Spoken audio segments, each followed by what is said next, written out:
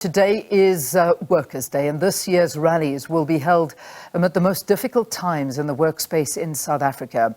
Rumblings of disgruntled workers have been reverberating across the country. Last year, the official May Day at the Royal Bafokeng Stadium in the Northwest Province was marked by chaotic scenes that disrupted proceedings, with workers demanding a R1,000 increase from the Sibanye Stillwater Mine and workers' unions Amcu and NUM. ANC President Cyril Ramaphosa had to be whisked off as angry workers advanced and scuffles broke out and police were called in. Well, Cosatu Spokesperson Sizwe Pamla joins us via Zoom this morning. Also with us on the panel, we've got Saftu President Zwelinzima Vavi and veteran trade unionist and Director of Workers' World Media Production, Jansen. Gentlemen, good to have you. Thanks very, very much for joining us here on the program. Morning to you and the viewers. Thank you very much for the viewers. Good. I'm glad to have all of you, and we can hear all of you, and that's a good start to any interview. So, firstly, happy Workers' Day to all of you. But I suppose one needs to really be very careful wishing people happy Workers' Day when, in an environment like this, it isn't necessarily a very happy space because of such a high unemployment rate, and also the situation that some of the workers do work in. I mean, the workspace really does seem to be looking grimmer as more workers are employed on a temporary basis, especially after the outbreak of COVID-19. So my question perhaps to all of you as I begin, and Martin, maybe you can kick us off, and then I'll go around to each one of you. Where does Workers' Day here in 2023 find the South African worker and the industry in general? Look, I would say generally speaking, there's no cause to celebrate by workers in South Africa. As we know, poverty levels have increased. The state is applying austerity measures in the public sector. We've known for decades problems of service delivery at community level. And of course, there's been the restructuring of industry and companies for many, many years, where the employers have sought to decrease the cost of labor, which has resulted in many workers not enjoying secure permanent jobs and a lowering of the income and working conditions, and consequently their living conditions as well.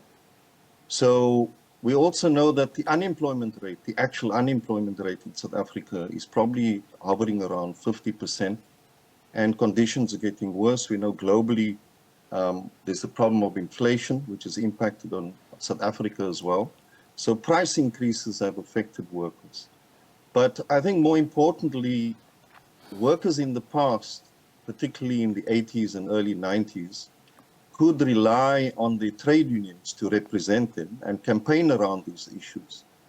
My sense is that for the past, I would say even 2 decades, trade unions, unfortunately in South Africa, have been severely weakened and are not in a position to adequately represent workers at local workplace level and at the same time at campaigns level. If you remember in the 80s and even in the 90s, we had huge mass campaigns. In the apartheid era, you had these stayaways, which were very, very effective. But unfortunately, these days, our trade union movement, our labor movement is relatively weak and unable to represent workers and even society, the broader working class, in that manner as they have in the past. And of course, there are many reasons for that, which we can go into. Indeed, and I'd like us to go into a couple of those reasons in a short while. Zweli, let's get your take as the backdrop of what we are looking at Workers' Day this year. Firstly, let me join everyone wishing workers here in South Africa and everywhere else in the world a happy Workers' Day today. Let me just correct you, Leanne. I'm the General Secretary and not the President. Thank you. Of Saftu. Thank you. And just going back to the question that you are asking, of course, there's hardly anything to celebrate in today's 2023 May Day in South Africa. And there's everything to want to rally workers again, to revitalize the trade union movement, to unite the working class, and to rally them behind their own history, to say that, but in the past, you rallied and to ensure that the conditions that are perhaps worse than what we are facing today were eventually overcome through unity, militant actions, and through your own efforts. And you won all of these without anybody offering them to you on a silver platter. We won the right to be recognized in the Constitution as workers, the trade unions, as an institution that can collectively bargain, can withhold labor in times of dispute and force settlements. And in the workplace, you have won the right to have the Labor Relations Act, the Basic Conditions of Employment Act, Occupational Health and Safety Act, and Employment Equity, you name them all. These were the products of the hard struggles of workers in the past. The crisis we're facing now is in twofold. Firstly, the working class have been restructured effectively and ruthlessly by the system of capitalism into core and non-core workers, into casualized and so-called permanent workers who enjoy better conditions of employment. And unfortunately, in South Africa, we're speaking a situation where up to 70% of workers are earning below 5,800 rands a month. Effectively and ruthlessly joined by the government, workers' salaries and wages have been kept down since 1990, 1991. And the dawn of democracy have not turned that situation around. And yet the wages of bosses have been skyrocketing, which is one of the biggest underlying factors why there is growing inequalities and why South Africa have become the most unequal society in the whole world. That's the first factor. And it is that factor that is turning workers away from the trade unions, in that they do not see them making a material difference in their own lives. And scandalously today, trade unions only represent 23% of the workers. The unemployment that Martin is speaking about is one of the biggest crises of humankind in South Africa. 42% overall unemployment rate, and around 11% of workers who should be working are unemployed. Up to 70% of the young workers between the age of 15 and 24 are unemployed. 50% of black people are unemployed in South Africa. 51% of black women are unemployed. Now, if you have that factor, and you cannot be surprised that over 30 million South Africans live below the upper bound poverty line of 1,417 rands a month. And that, as I just said, 80% of the population only enjoys 20% of the country's wealth. That's the context in which we're celebrating May Day. It's a total disaster for the working class, calling for unity. Unfortunately, we always undermine that effort towards unity of workers because we regard other important matters more important than the trade union movement, more important than unity of workers in South Africa. Yeah, and this is the reality. I think what you have said, Zweli, is really something that encapsulates what the workers are feeling. And Sizwe, while I come to you, I also want to, because I realize that we've got very short time to talk to the three of you, and it's a lot to say, but in and amongst your answer about the backdrop of this year, I want to also call up what happened last year, and that was at that Cosatu rally, which is very hard to forget because, that rally started very late because the stadium was empty. Then when the president was supposed to address this rally, he got booed and told to go away. That was the atmosphere last year. This year is no better. Let's talk of that feeling, and perhaps this is where you can bring your answer in terms of it doesn't appear that anything is getting better for workers and public servants and most people that are out there trying to earn an honest living. And exactly what Zweli has said is that this gap is widening between the rich and the poor, and also it seems like there's a massive distrust between the government and leadership by workers. Perhaps talk to us about this from Cosatu and your point of view. Well, indeed, yes, you are right.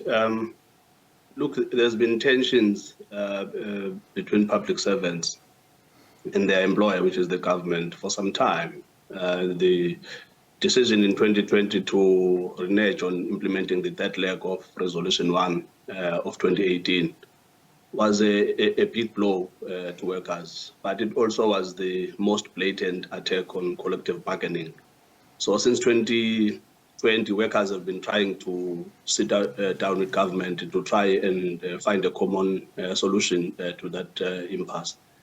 Sadly, they went all the way to the Constitutional Court where they lost the case.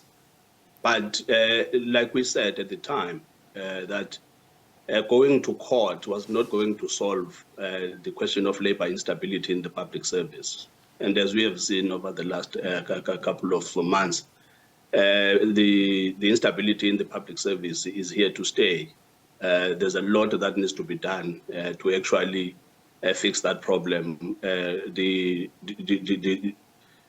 lack of trust that workers have on their own employer is really a big problem, because not only are you dealing with a situation where government is failing to deliver services, but it is also demotivating the very same workforce that is supposed to deliver those services. So what we are witnessing is that nurses, for an example, are starting to moonlight.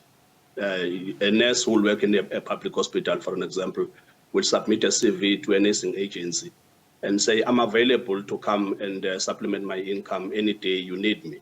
I can always call in sick and not go to a public hospital. So when you see the deterioration in the public service, it is actually linked to the tensions that you see, where nurses, to try and supplement their own income, they are looking for part-time work. And it's not just nurses. Any worker who is able to do that, they are trying to do that. Then it becomes a problem, because the level of public services deteriorate. But as Cosatu, like we've been saying, we totally agree that the last 2 decades have not really been a good one for workers. But we also want to come in and say, actually, the last 24 months, we have seen some progress.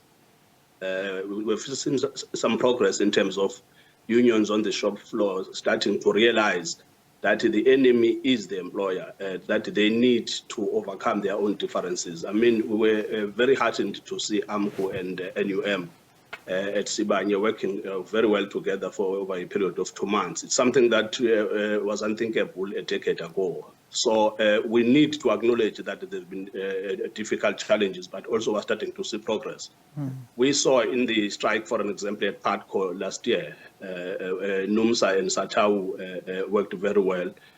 We are witnessing unions at ESCOM, Solidarity, NUMSA, NUM, and other unions working very well together. So there is progress, and we want to focus on that progress to build on it, because it's true that the fact that we only organize 23% of the workforce is a crime in a country that is the most unequal in the world, and with the levels of exploitation that we witness at a shop floor level.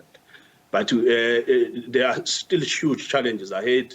I mean, the nature of the workplace has changed from the 80s.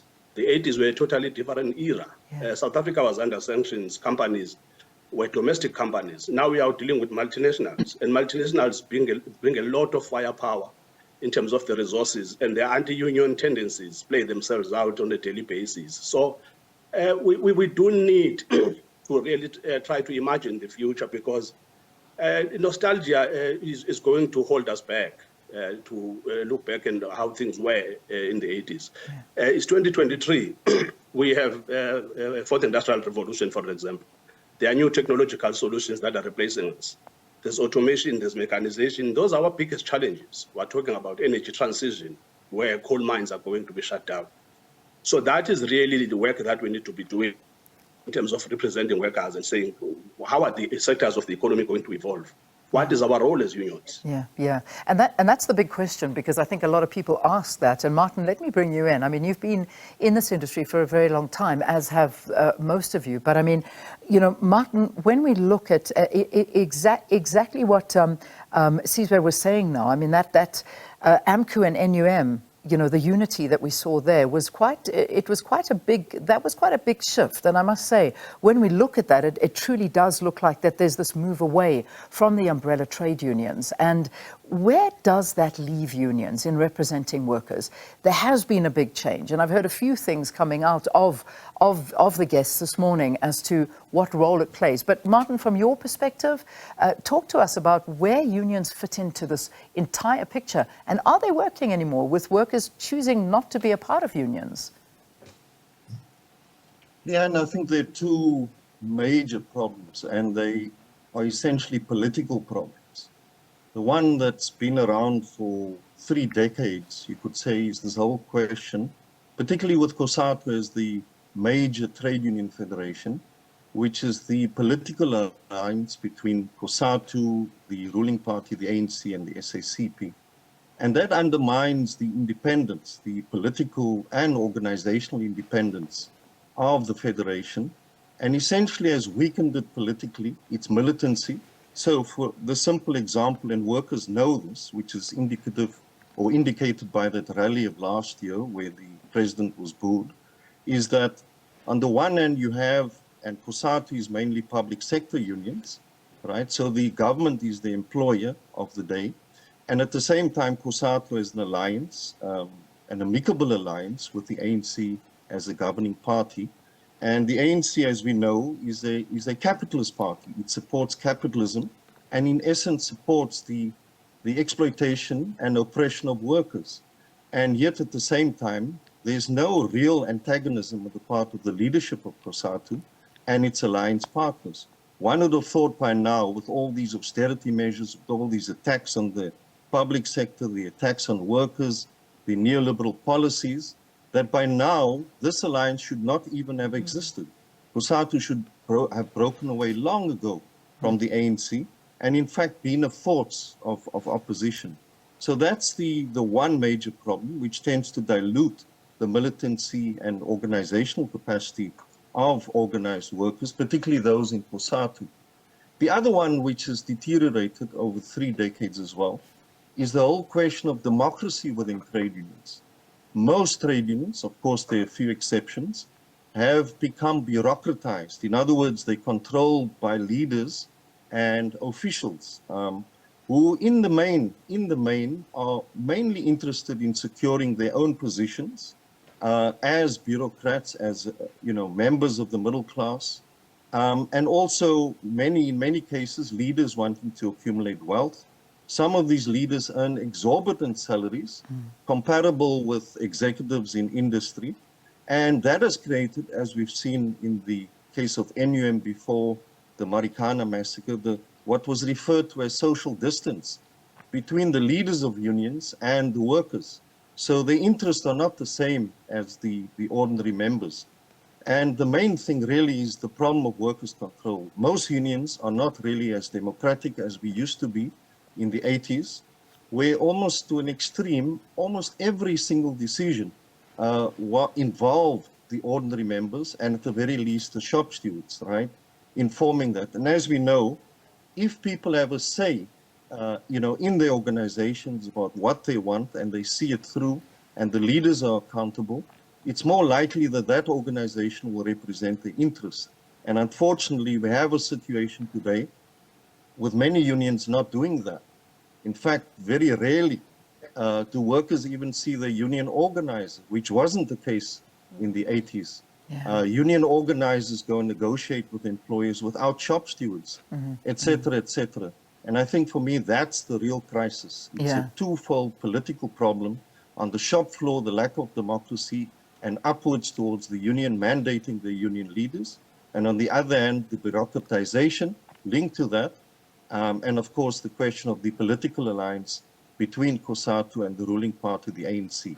And that's something that I'd like to, I really need some time. But Sizwe, if I can ask you to keep this quickly, and then Zweli, I'll come to you for a quick wrap, and that's all I can really squeeze in here, because we've got literally about 2-3 minutes left. So, I mean, when we look at what's going on in terms of exactly what's been mentioned by Martin and this alliance that still goes on, and then you look at something like, I mean, we did an interview just a couple of, or last week, I think it was, about public office bearers, and when particularly we look at ministers and we look at members of parliament and we look at premiers, MECs, the perks they get, the housing allowances, the security, the amount of money that is spent on a small group of people, and yet at the end of the day, we look at the workers, and the workers are the ones that are always, whenever it comes to cost cutting and losing jobs and living literally from day to day or paycheck to paycheck and still not coming out and not being able to eat. And these are police officers, nurses, teachers.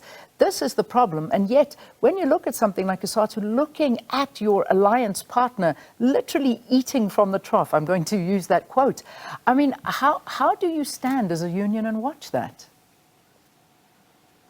Well, firstly, let me try and clarify, Martin. Cosatu is the only federation that is allied to the ANC. So let's have a conversation about the federations that are not allied to the ANC. Because if really that was the case, why are they not performing better? Why is it that their numbers are not growing to actually attract the 70% of the workforce that is not unionized? If really that was the case, let's say what turned off people was that they don't want a federation that is allied to the ruling party. Why is it that we are not seeing these other federations and other unions that are independent doing much better in terms of performance? Over the last 5 years, you can go read the Registrar of Labour's report. 56% of the strikes have been waged by Cosatu Union over the last 5 years. The three biggest strikes in the public service in 2007, in 2010, and this year has been led by Cosatu. So I'm not going to sit here, listen to him saying that Cosatu hasn't lifted a finger to actually represent workers and fight on their behalf. Is the alliance perfect? Far from perfect. Who told you that? We've been saying that in each and every Congress, in each and every meeting, in each and every platform. We've been raising the issues of the alliance that it falls short on its objectives. There are internal weaknesses. So he talks about democracy. Yes, the fact that we're still part of the alliance is actually the democracy that he is talking about. Workers have been asked time and again whether they want to leave the alliance or not, and the answer has been no. So when you say democracy, democracy can't just mean people should say what you want them to say. They must be allowed to say what they feel and then live to deal with the consequences of their choice. So Cosatu members have made this choice again and again. So I think if we respect democracy, let's allow them to continue to say that up until they reach a point where they feel there's no need for them to be part of this alliance. Mm-hmm. Indeed, we do have a problem of the ruling party. We have had 2 commissions of inquiry on corruption, and we've been very vocally in actually demanding a change. So this is much bigger than a shop floor issue. It's a societal issue. It's the country that South Africa has become. Is that when you look at corruption, corruption starts in the private sector, in government, in society as a whole. It is a big problem. But what I want us to focus on is really to find solutions. We've been talking about problems in the labor movement for the last 2 decades.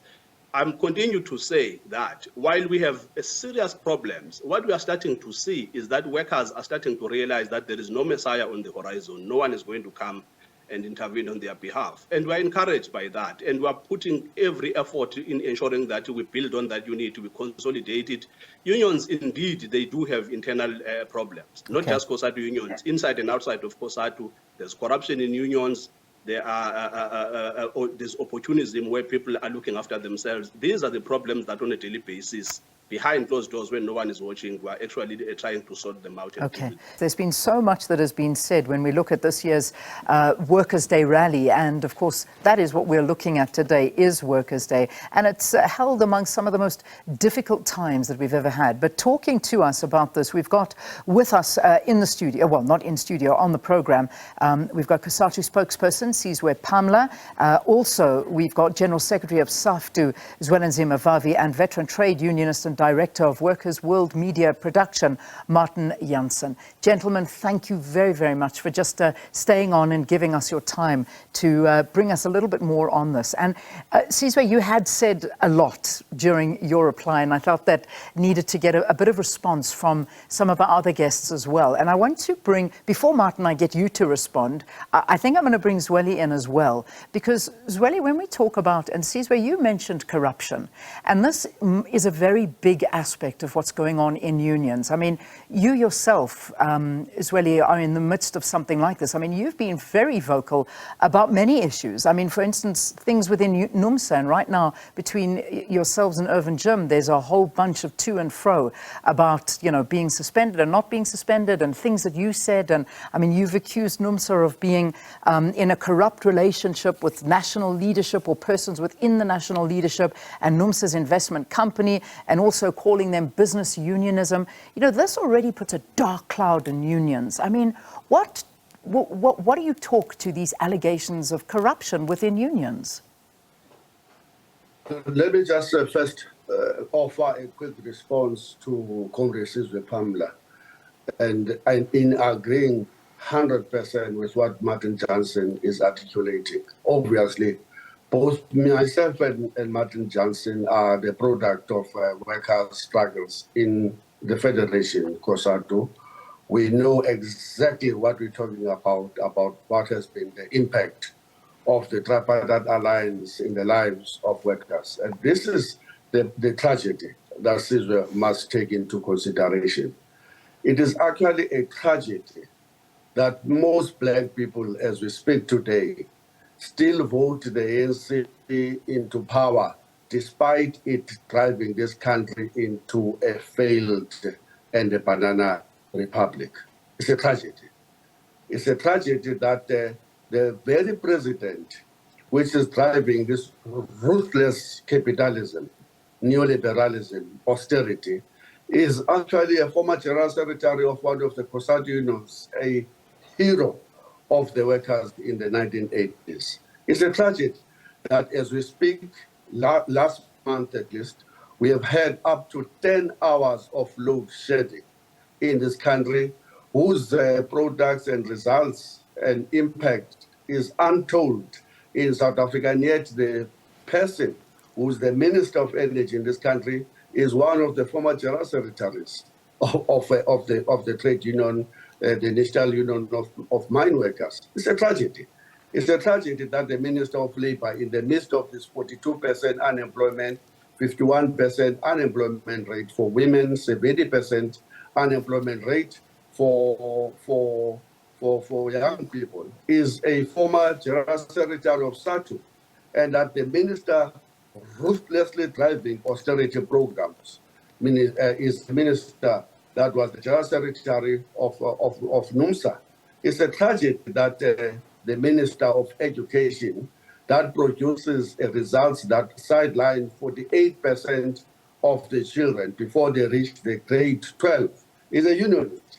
That the Minister of Higher Education is a communist. He calls himself a communist. That's a tragedy of the South African story that I think we are not confronting. It's a tragedy that most workers still want to belong to a federation, despite being in alliance with a political party that have further subjugated, helped in the deeper levels of exploitation of the workers. It's a tragedy. So we've got to talk about the tragedy. And this year, we're celebrating also the 50th anniversary of the Durban strikes in 1973. And those generation of workers up to throughout the 80s believed in worker control that Martin is speaking about, in internal democracy. They valued solidarity, selflessness. They valued service. Unions were about service, sacrifice, militancy, and of course, the women workers' empowerment and internal democracy. That legacy has decayed, and that's the point that we should all admit, that the decline in the power, in the social prestige, in the concrete shop floor authority of the workers' movement was in large part due to the absence of a tangible vision for a future socialist South Africa. And in that ideological void, it's been easy for charlatans to deliberately undermine those core values that have guided the movement and that has given it credibility within the wider working class. That's the battle that we are facing. And we must tell no lies. some workers' leaders seized this opportunity of ideological confusion to self-enrich through trade pacts, trade union pacts.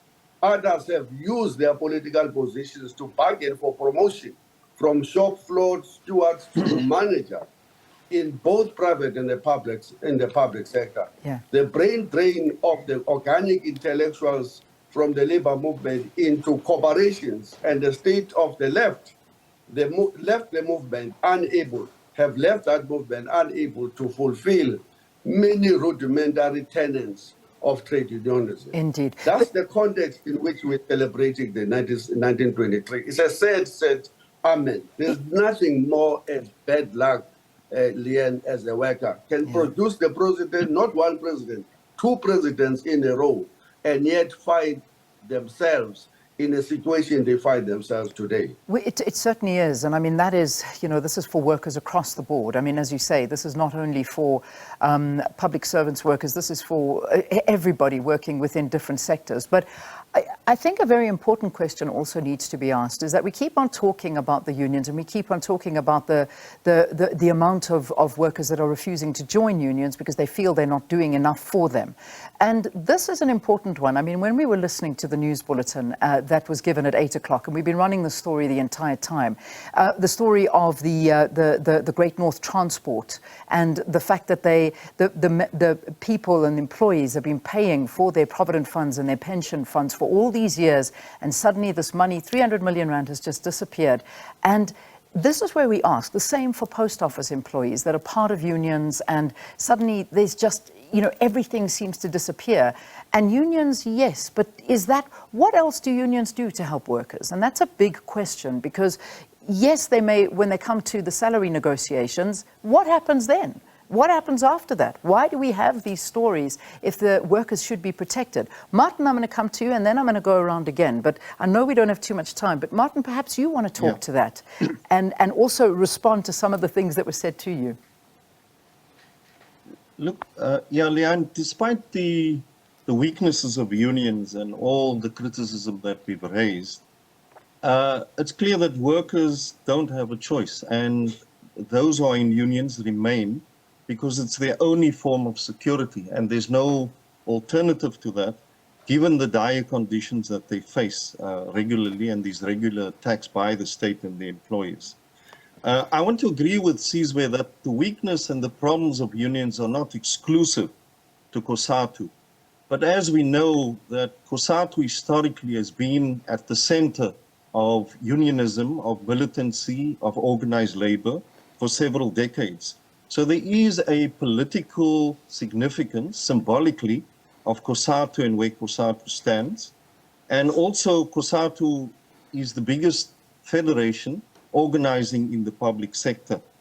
And the problem, Leanne, is really that, when I attend, for example, for many decades, when I attend meetings of shop stewards, we do shop steward training or conferences, and we analyze the weaknesses of the labor movement or the weaknesses of the working class. And the constant retort that comes up is that during the apartheid era, we knew who our enemy was. It was clear it was the apartheid regime. It was white supremacy. It was apartheid capitalism, etc., etc. And what workers then say is that it's a bit hazy, it's a bit unclear who our enemy is today and who we are fighting. Right? And that's a political problem. And part of that problem, as I said, is essentially the fact that on the one hand, you have the state and the employers and the state serving the employers, attacking workers and the working class with all these neoliberal measures, declining living standards, a failing public sector, poor service delivery, living standards deteriorating. But on the other hand, you have this cozy relationship, a political relationship between the leaders predominantly of Cosatu and the SACP, one should mention. And so there's no notion of an enemy. There's no notion of a class enemy. So that dilutes workers politically. It weakens them politically. And so that class antagonism is diluted all the time. And so who are we fighting here? And that for me is the essence of the political problem, and Cosatu's alliance with the ANC. So what needs to happen, what essentially needs to happen, and particularly one would have thought after the massacre of workers at Marikana, one would have thought that there would have been a sea change politically within Cosatu, and there was a split. We know that NUMSA, for example, took the lead, and it was a result of what happened at Marikana. One would have thought there would have been a breakaway from this alliance and declared that this party, the ANC, is no longer our partner for reconstruction as it originally was conceived, but is actually part of the class enemy, the ruling class, the capitalist class. And therefore, we need to engage in a constant class struggle against the ANC and the employers. And as Comrade Vavi said, we need to struggle for socialism. That, in essence, is no longer the agenda.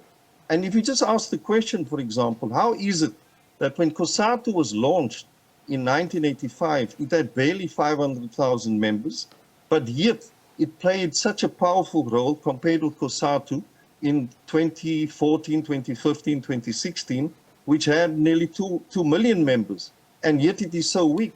And at the same time, we're in a democracy.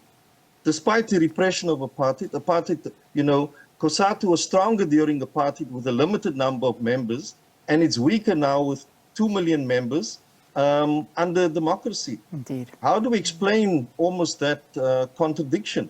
Yeah. And essentially, what I'm persisting is that it's a political problem, and that needs to be resolved, which will open up spaces, political spaces, and consciousness for workers to get reorganized, see who their enemy is, and get into a real mass class battle. All right. Martin, thank you. Sizwe, wrap it for me in a minute, and then the same for you, Zweli. I know we could go on all day. There's major issues, but we need to wrap this. So, Sizwe, if I can, will you wrap this from your side, please, in a minute? No, that's the reason why I said that we are trying to put our energies on actually imagining the future instead of idealizing the past, because there's nothing we can do about the past. It happened. Because if we have to go there, this debate that we're having now, which is a really a side issue, is as old as the Federation itself. In the 1991 Congress of Cosatu, they were talking about the three heads debate. The comrades here were part of that debate, and they defended some of the position that they have abandoned now. Now, we don't want to litigate that. It doesn't help anyone. They have changed their mind. They've evolved. Human beings are allowed to evolve. But they must not be impatient with workers, because they are the ones who actually left workers with this understanding that they have. Now they are starting to be impatient. The only way we can imagine the future is if we focus on the issues that unite workers. We focus on rebuilding the trade union movement, making sure that we train shop stewards, we actually bring the values, the ethics, and the commitment to the trade union movement that we say it is lacking. And we unite these workers on the shop floor, because it doesn't help us for us to litigate the past, because no one's hands are clean when it comes to the past. So no one should be preaching to anyone about the past, because it has happened and there's nothing we can do about it. Our commitment as Cosatu is that we acknowledge the weaknesses of the labor movement. We acknowledge the weaknesses of Cosatu and its unions. And we want to work hard to make sure that we fix that. And we want to work with other partners outside of Cosatu and with civil society and other organizations, because we still believe in the future of the trade union movement. We believe that South Africa is going through an evolution on its own as a country. Things are changing. Maybe they are not changing at a pace that people would like to see them change. But if you don't push, if you don't invest in that change, then that change will stall. So the changes that we are seeing, where workers are speaking out, where voters are speaking out, where South Africans themselves are standing up and speaking out, this is what we want to invest our energies on, because we still believe that we can have a better South Africa than we currently have, but we can also have a labor movement that it performs better in representing those at the bottom end of the economic pyramid. All right, Zweli, finally, I leave it with you. 1 minute, please, if you can wrap it up for us. Well, I'm very pleased with the response of Sizwe to the discussion that we've just had. May I just say that we are not impatient. We are not impatient because we ourselves know that history. We made that history of terrible mistakes and crises for the South African workers, but we learned from it. We didn't refuse to learn from the history. We cannot move forward without acknowledging the mistakes that were committed and that are continuously being committed, not within Cosatu, but across the trade union movement as a whole. So we will be patient, and that's why we go all out and putting everything that would have happened in terms of how we were ruthlessly dealt with on the side to pursue the goal of worker unity. And that's why we share the optimism about the future. And the examples that have been made about the unity of workers across the federation is quite inspiring and gives us a hope for the future. The work between Amcu and NUM, between NUMSA and the transport unions and everything else. That's what we must build going forward. But we must build fast. Otherwise, we're losing a country here. We're losing the future generations and generations of young people. Indeed. To the crisis that we were speaking about. Time is running out. We've got to act far more faster and more decisive to unite workers. Well, I have to steal your words. Time has run out. We need to get this discussion wrapped, but I think well worth it to talk about workers and certainly what's been happening in trade unions around the entire issue of workers. So, veteran trade unionist and directors of Workers World Media Production, Martin Jansen, Saftu General Secretary Zwelinzima Vavi, and Cosatu Spokesperson Sizwe Pamla, thank you for joining us for the Workers' Day discussion in South Africa.